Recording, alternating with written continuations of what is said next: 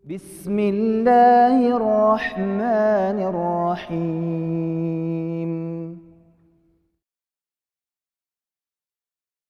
Assalamualaikum warahmatullahi wabarakatuh. Alhamdulillahi rabbil alamin. Wassalatu wassalamu ala sayyidil mursalin wa khatamin nabiyyin wa ala alihi wa ashabihi wa man sara ala nahjihi ila yaumiddin. Qala Allah ta'ala fi kitabihil karim, a'udzu billahi minasyaitonir rajim. Ya ayyuhalladzina amanu taqullaha haqqa tuqatih wa la tamutunna illa wa antum muslimun. Amma ba'd, Allahumma anfa'na bima 'allamtana wa 'allimna ma yanfa'una wa zidna 'ilman nafi'a. Allahumma ati nufusana taqwaha wa zakkiha anta khairu man zakkaha anta waliyuha wa maulaha birahmatika ya arhamar rahimin.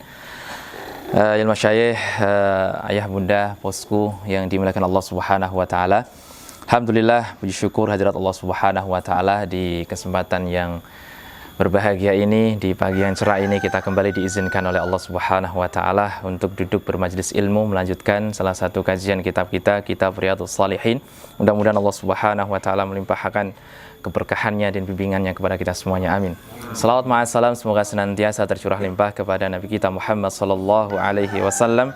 Dan mudah-mudahan salawat salam tercurah kepada keluarga beliau, sahabat beliau, dan orang-orang yang mengikuti jalan beliau kapan dan dimanapun mereka semuanya berada. Bosku yang dimuliakan Allah Subhanahu wa taala, kita lanjutkan hadis yang ke-31 dari kitab Riyadhus Shalihin. Wa an Anasin radhiyallahu anhu qala marra an-nabiy sallallahu alaihi wasallam bimra'atin tabki inda qabrin. Dari sahabat Anas, beliau berkata, Nabi sallallahu alaihi wasallam jalan melewati seorang wanita tabki, menangis, inda qabrin, di kubur. Jadi Nabi pernah datang, pernah lewat melewati kuburan. Di situ ada wanita yang sedang meronta-ronta, nangis. Menangisnya di sini maksudnya meronta-ronta, ya.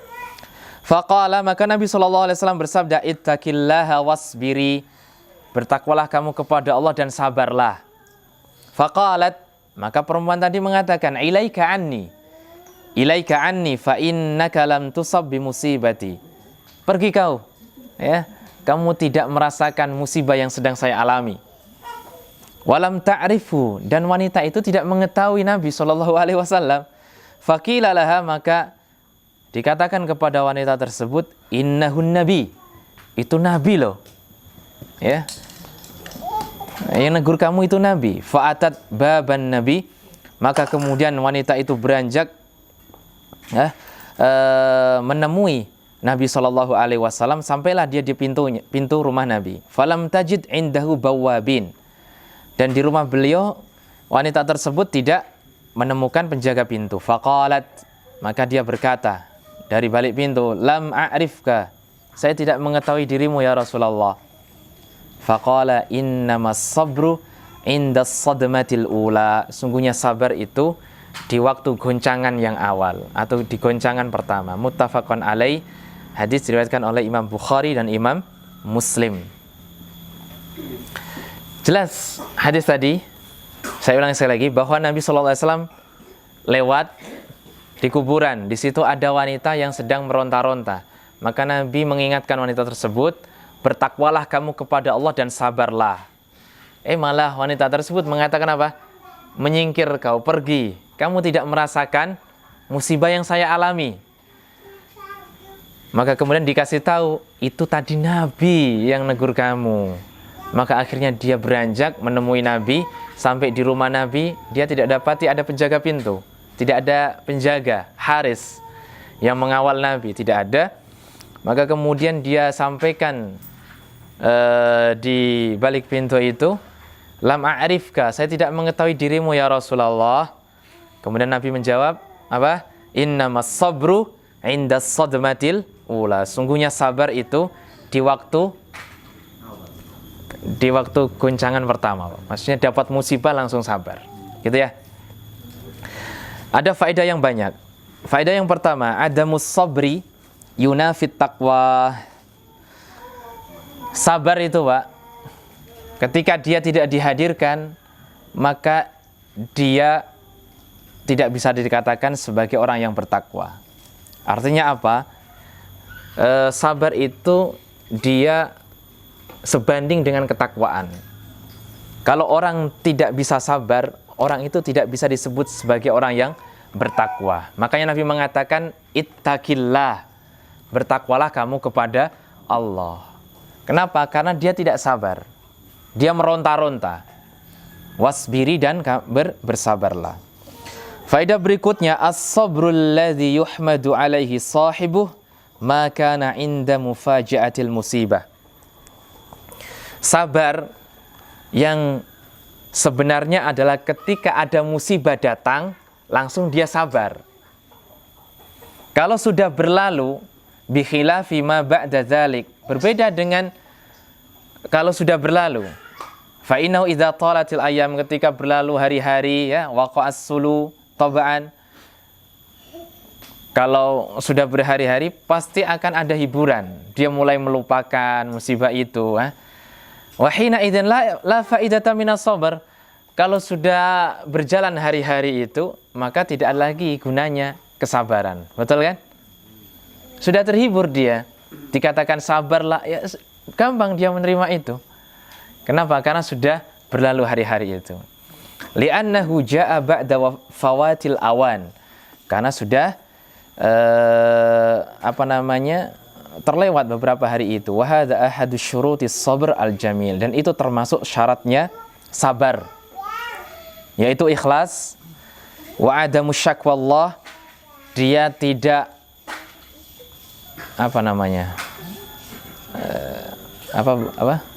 mengadu, itu apa namanya?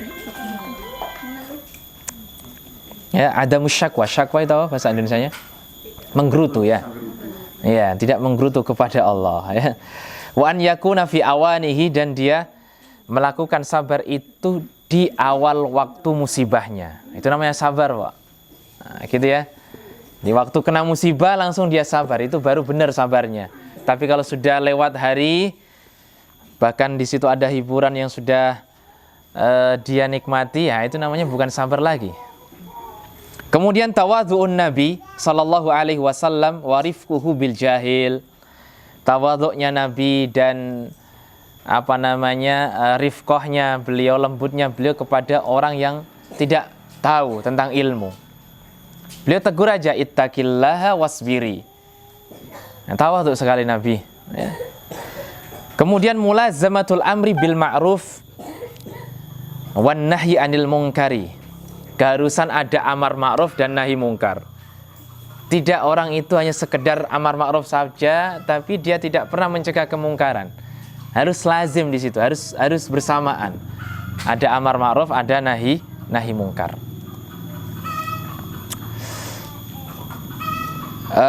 Al-mar'u la yu'jar 'alal musibah li'annaha laysat min sun'ihi. Seseorang itu tidak akan diberikan pahala ketika dia terkena musibah. Kenapa? Karena musibah itu bukan dia yang menciptakannya. Bisa difahami?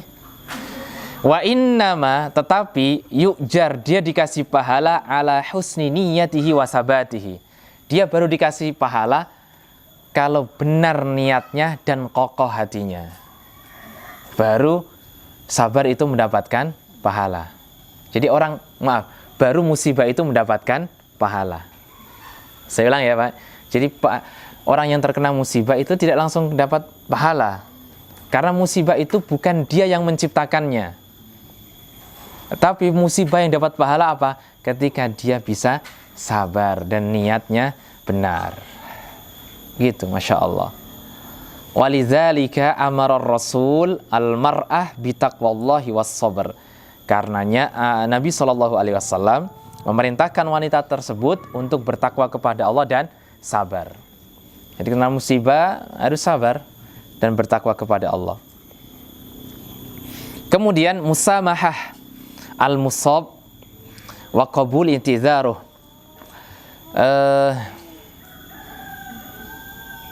Apa bahasa Indonesianya ya? As-samahah, berlapang dada, bertoleransi terhadap orang yang terkena musibah dan menerima uzurnya. Makanya insarafa anha an-nabiy sallallahu alaihi wasallam indama qalat ilaika anni fa innaka lam tusab bi musibati. Nabi sadar bahwa wanita tersebut tadi terkena musibah. Maka saat wanita itu mengatakan ilaika anni, pergilah kamu dari diriku, beliau menyingkir gitu loh Pak ya. Karena orang yang terkena musibah itu dia kadang terlupa. Maka kita harus menerima uzurnya gitu loh Pak ya. Jadi kalau ada saudara kita sedang meracau gitu kan, sedang menggerutu, sedang marah apa, tapi waktu memang dia terkena musibah, terkadang kita harus diam dulu gitu loh ya, harus menerima uzurnya. Sebagaimana Nabi SAW nggak diceramai Nabi, Nabi pergi karena dia sedang terkena musibah. Jadi harus berlapang dada terhadap orang yang terkena musibah dan diterima uzurnya. Mungkin dia mengucapkan sesuatu yang salah, diterima dulu, baru nanti dinasihati di selang beberapa waktu sampai dia tenang dirinya. Taib. Kemudian berikutnya, man umira bima'rufin alaihi an yataqabbalahu biqabulin hasanin. Barang siapa yang diperintahkan untuk beramar ma'ruf, maka dia harusnya menerima dengan penerimaan yang baik. Ya, wa yakhdha'u lil haqq. Dia harus tunduk kepada kebenaran. Walau lam ya'rif al-amir lahu, walaupun dia tidak tahu siapa yang memerintahkan kebaikan itu. Wa dzalika li anna al-haqq la yu'raf bir-rijal wa innama yu'rafur rijal bil haqq. Masya Allah, keren bahasanya ini beliau. Karena kebenaran itu tidak diketahui dari seseorang, melainkan seseorang itu diketahui dari kebenaran yang disampaikannya. Diulang. Iya. Karena sungguhnya kebenaran itu tidak diketahui dari seseorang. Iya. Tetapi seseorang itu bisa diketahui dari kebenaran yang disampaikannya. Masya Allah. Gitu ya. Makanya kalau ada seorang menyampaikan kebenaran, sudah kita terima, walaupun siapa sih penyampai itu tidak peduli, harusnya begitu. Ya. Makanya al-mar'atu fi maudhi'il laum haqiqah. Harusnya wanita ini dicela sebenarnya. Kenapa? Karena waktu dinasihati,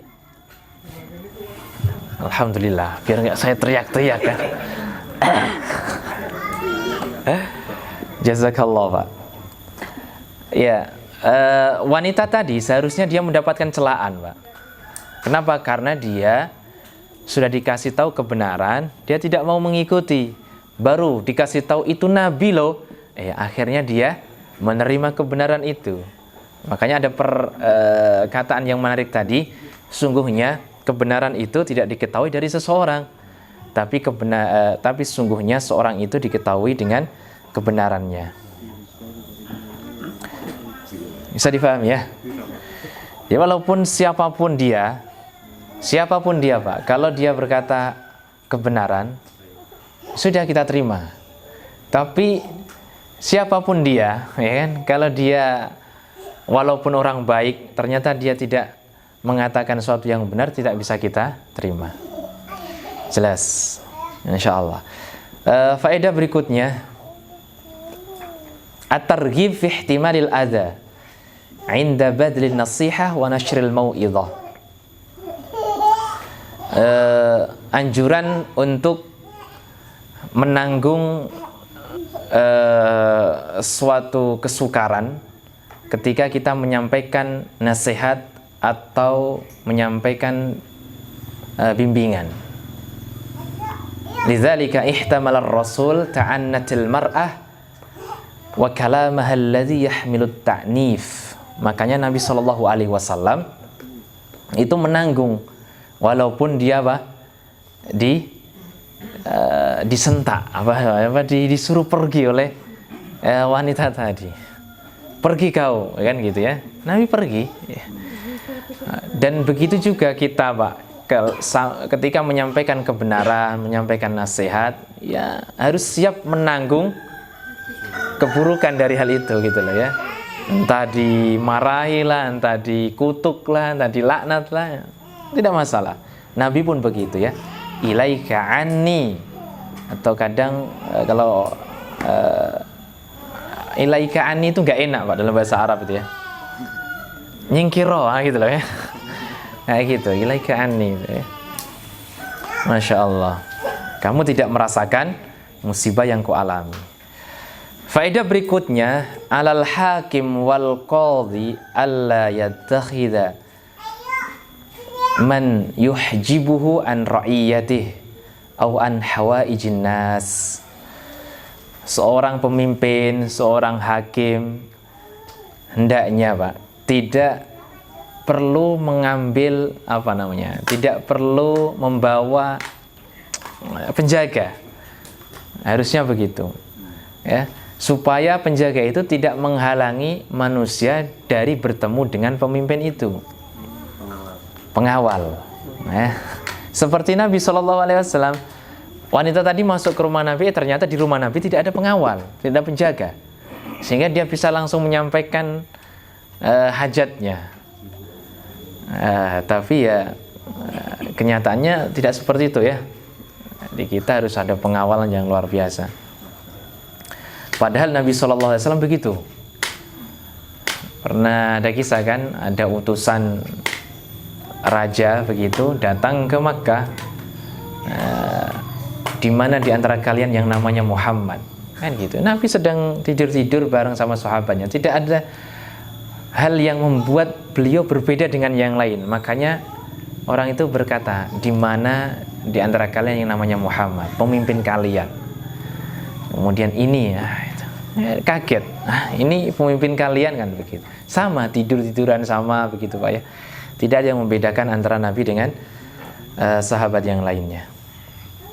Kemudian hikmah berikutnya, alal hakim wa man wallahu Allahu amran min umuril muslimin an yatafaqqada mastar'ahu Allahu anhu fayamurhu bil ma'ruf.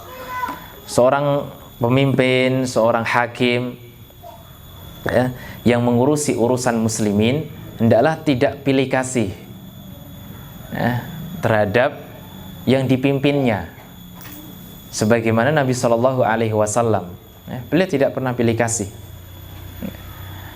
Pokoknya siapapun yang memang layak untuk dinasihati, dinasihati. Siapapun yang datang ke rumah Nabi Shallallahu Alaihi Wasallam tidak akan diusir. Itu Nabi tidak pernah pilih kasih terhadap umatnya.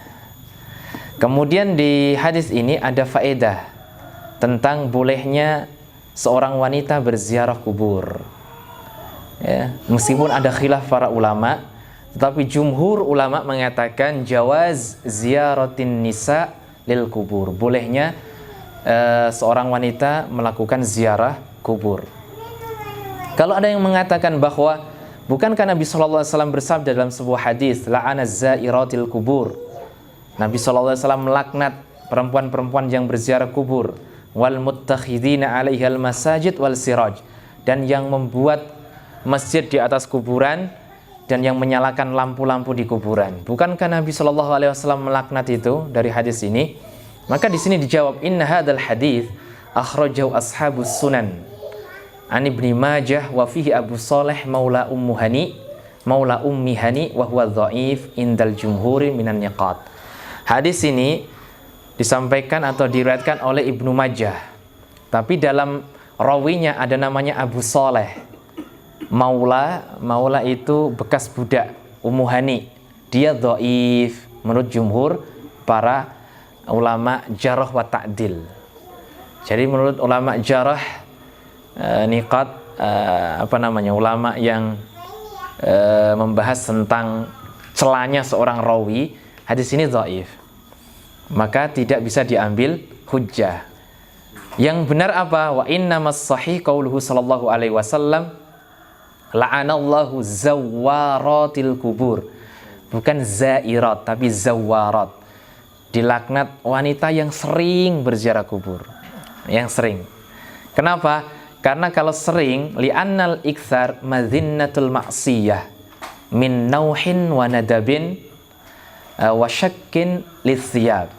Karena kalau sering wanita yang sering berziarah kubur itu nanti bisa jadi celah dia melakukan maksiat. Bisa meronta-ronta kalau ingat kepada ahli kuburnya gitu ya. Makanya yang dilarang itu yang sering sedelok-delok ngerjam ziarah gitu ya. Itu yang tidak boleh. Tapi kalau sekedarnya tidak masalah ya, tidak masalah Bu ya. Jadi kan boleh berziarah kubur. Mana dalilnya? Dalilnya diantaranya umumnya hadis Nabi Shallallahu Alaihi Wasallam yang diriwayatkan oleh Imam Muslim. Beliau mengatakan, inni kuntu nahaitukum an ziyaratil kubur fazuruha fa innaha tudzakirukum bil akhirah. Dahulu saya melarang kalian ziarah kubur, tapi sekarang berziarahlah, karena ziarah kubur itu bisa mengingatkan kalian kepada akhirat. Ini umum. Artinya tadzakkur al-akhirah matlubun minar rijal wan nisa la farqa faman istasna an-nisa falyati bi burhani dzalik. Hadis ini umum untuk laki-laki dan perempuan. Maka yang membedakan antara laki-laki dan perempuan terkait ziarah kubur ini harus mendatangkan dalilnya. Gitu ya. Itu dalil yang pertama yang menunjukkan bahwa boleh Bu ziarah kubur jenengan ya. Tidak dilarang. Tapi yang dilarang itu apa? Terlalu sering. Batasannya sering itu apa? Pokoknya sering ya. Iya. Betul ya. Dalil yang kedua yang menunjukkan bahwa wanita itu boleh ziarah kubur, fi'lu nisa'is salaf as-salih. Lidzalika ala ra'sihinna nisa'un Nabi sallallahu alaihi wasallam. Perbuatan para wanita salaf dahulu. Mereka biasa melakukan ziarah kubur. Dan yang mengepalai siapa? Ummul Mukminin Aisyah radhiyallahu taala anha. Dari hadis yang diriwayatkan oleh Imam Hakim dan Imam Al-Baihaqi dengan sanad yang sahih min tariq Abdullah ibni Abi Malika, dari jalurnya Abdullah bin Abi Malika, anna Aisyata akbalat dzata yaumin minal maqabir. Dahulu Aisyah pernah tiba dari kubur. Fakultu laha, maka Abdullah ibnu Malika berkata kepadanya, ya ummal mukminin, min aina akbalti, kamu dari mana? Jenengan dari mana? Qalat min qabri akhi Abdurrahman ibni Abi Bakar, saya baru ziarah dari kuburnya saudaraku Abdurrahman bin Abi Bakar. Jadi Aisyah punya saudara namanya Abdurrahman, maaf. Fakultu laha alaysa kana Rasulullah sallallahu alaihi wasallam naha an ziyaratil kubur. Loh, bukankah dahulu Nabi melarang ziarah kubur? Kok jenengan ziarah kubur? Qalat na'am thumma amara bi ziyaratiha. Iya benar, dahulu Nabi melarang, tapi kemudian Nabi memerintahkan untuk berziarah kubur. Dahulu Nabi melarang, sekarang beliau memerintahkan. Bukan hanya membolehkan, bahkan memerintahkan untuk berziarah kubur, kata Aisyah. Faqaulu Aisyah, perkataan Aisyah di sini, Pak, thumma amara, kemudian beliau memerintahkan, biziyaratiha yadullu ala umumil khitab lirrijal wan nisa kama madha anifan, menunjukkan dibolehkannya ziarah kubur, bahkan Nabi memerintahkan kepada laki-laki dan perempuan, tidak ada perbedaan. Gitu ya? Jelas? Nah, jelas. Alhamdulillah. Bahkan ada hadis yang lain, yaitu itu tadi kan setelah Nabi meninggal. Di saat Nabi SAW masih hidup, Aisyah radhiyallahu ta'ala sa'alat, beliau bertanya kepada Nabi SAW, idhiya zarat al-kubur kaifatakul, ketika beliau nanti berziarah kubur, apa yang beliau ucapkan? Nabi SAW mengatakan, kuli assalamu ala ahli diyar minal mu'minin, ucapkanlah ya Aisyah, assalamu ala ahli diyar minal mu'minin. Kalau ziarah kubur dilarang, maka Nabi mengatakan apa? Oh, enggak boleh kamu. Tapi Aisyah bertanya, bagaimana waktu nanti saya ziarah kubur, apa yang saya ucapkan? Beliau bahkan mengajari cara berdoanya, assalamu ala ahli diyar minal mu'minin. Atau assalamualaikum ya ahlad diyar fa inna insyaallah bikum lahikun. Fahiya kanat tazurul kubur fi hayati Rasulillah. Beliau Aisyah radhiyallahu anha ziarah kubur di masa hidupnya Nabi Shallallahu Alaihi Wasallam. Bahkan Nabi mengajari cara berziarah. Gitu Pak. Artinya wanita boleh ziarah kubur, laki-laki juga boleh, dengan syarat itu mengingatkan kepada akhirat dan berikutnya mendoakan ahli kubur. Bukan kita minta doa kepada ahli kubur. Kenyataannya sekarang begitu ya. Kalau ziarah kubur itu minta ya wali Allah agisna, gitu kan misalnya. Agisna ya wali Allah. Betul nggak? Yang biasa ziarah kubur siapa? Ya. Ada kalimat itu biasanya. Agisna ya wali Allah. Kan nggak boleh itu Pak. Ya. Tolonglah kami ya wali Allah. Beliau itu sudah meninggal dunia. Kan nggak bisa menolong. Justru beliau itu minta kebaikan dari doa kita. Begitu. Ya, kalau agisna ya Allah, begitu kan, tolonglah kami ya Allah, bukan ya wali Allah. Ya. Gitu Pak ya. Kita orang Pantura biasanya begitu ya. Hafal saya Pak ya. Pembimbing. Nggak pernah bimbing saya Pak. Tapi intinya begitu Pak. Jadi ziarah kubur tidak masalah ibu-ibu ya, jangan boleh. Tidak boleh melarang juga. Suaminya juga tidak boleh melarang Pak ya. Bahkan ini diperintahkan Nabi, sesekali boleh. Itu mengingatkan kematian. Kalau suaminya melihat istrinya sudah agak lalai dengan dunia, diajak ziarah kubur, ya, supaya mengingatkan kepada akhirat. Wallahu taala alam. Gitu ya. Kurang lebihnya mohon maaf. Kita akhiri subhanakallah walhamdulillah asyhadu an la ilaha illa anta astaghfiruka wa atubu ilaik. Assalamualaikum warahmatullahi wabarakatuh.